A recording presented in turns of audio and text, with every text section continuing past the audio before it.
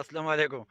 ملګری عمران بونیری یم او دا وخت په سیاحتي مقام شهید سر کې د کال 2023 چې کوم لومبه واوره ده هغه شروع ده او هغې له راغلیو ملګرو سره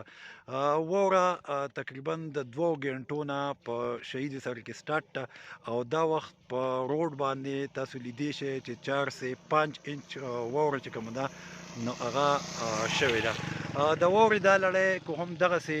روانه وي نه عین ممکن ده چې نن شپې له د شهیدي سر شنګله یا د بونیر شنګله چې کوم روډ دی هغه بند شي. مقامي خلکو سره مونږ چې کومې خبرې اترې وکړې نو هغوی دا وایي چې یاره دا ځای چې دی شهید سر چې کوم سیاحتي مقام دی دا د سطح سمندر نه په 5750 فوټ بلندۍ باندې دی او سړزي په عام ورځو کې هم ډیره زیاتې او چې کله واوره داسې سټارټ وي نو ډیره زیاته سړزي وي دې ځای کې. شهید سر چې کوم مقام دی سیاحتي مقام دی په دې ځای کې صوبایي حکومت د یو ان ډي پي په تعاون باندې کیمپینګ پارټ هم لګول دي یو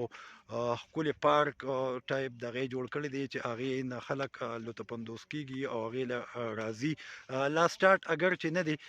خو دغه کیمپینګ پارټس چې دي نو دا لګولي شوي دي. د شهید سر چې کوم مقام دی نو دا د سواړی چې کوم د بونیر مرکزي او تجارتي بازار دی دا د هغې نه په 46 کیلومیټر باندې دی. د سواړی نه چې راونیسئ نو تقریبا د شهید سره پورې روډ چې دی نو دا بالکل دوه پټې روډ دی ښه بالکل پلن روډ دی پوخ روډ دی بلیک ټاپینګ یې شوی دی او د دې نه علاوه لاره چې ده نو هغه لږه ګرانه ده. روډ خو یې ښکلي دی خو لاره چې ده نو لږه مشکله ده. سیاح چې کوم دی ته راځي نو هغوی ته درخواست دا دی چې کوم ټورسټ دې ځای ته راځي دې ځای کې د برفبارۍ نه انجویمنټ کي او هغې دپاره راځي نو دا ده چې ګرمې کپړې څادرې بلوزونه دا لازمي راوړي او د دې نه علاوه بوټان چې هغوی کوم راوړي نه چې هغه ګرم وي ځکه چې د سړځۍ شدت په دې ځای کې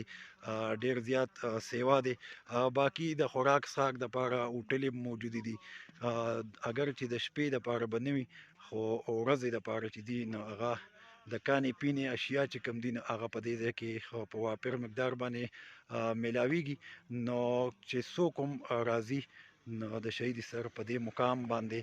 واوره چې ده نو هغه ښه زور و شور سره شروع ده نو تاسو راتلی شئ ډېره مهرباني.